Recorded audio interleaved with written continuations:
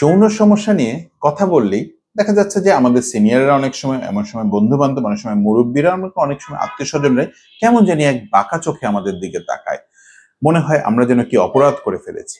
আবার অনেক সময় দেখা যাচ্ছে যে অনেকের অ্যাডভাইস শুনলে মনে হয় যে সবাই এক একজন যৌন বিশেষজ্ঞ। তো এটা আসলে ঠিক না। আমাদের শরীরে বিভিন্ন অঙ্গে যেমন সমস্যা হতে পারে, তেমনি যৌন বা প্রজনন তন্ত্রেও কিন্তু অনেক ধরনের সমস্যা হতে পারে, হোক সেটা শারীরিক সমস্যা কিংবা মানসিক সমস্যা। আবার অনেক সময় দেখা যায় কিছু সমস্যা কিন্তু রোগও নয়, যেটার জন্য ডক্টরের কাছেও আসার প্রয়োজন নেই।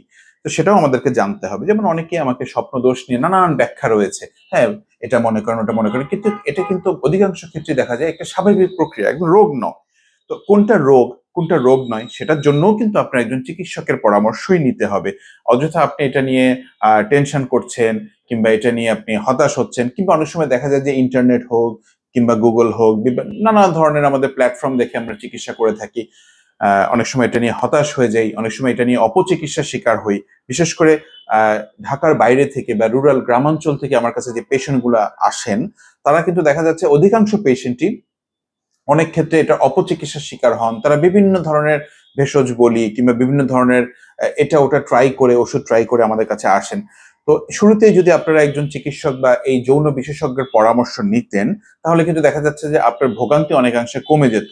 কারণ এই ভোগান্তির কারণে দেখা যাচ্ছে যে আমাদের বৈবাহিক জীবনের সমস্যা হয়। তো বৈবাহিক জীবনের সমস্যা হলে আমাদের যে কনজুগাল লাইফ বলি বা মেলামেশার যে লাইফটা বলি, সেটাতে কিন্তু প্রবলেম হয়। এই লাইফটা যদি স্মুথ না থাকে, তাহলে দেখা যাচ্ছে যে আপনি পারিবারিক জীবনে সুখী হবেন না, কর্মজীবনে এটা আপনার প্রভাব পড়বে।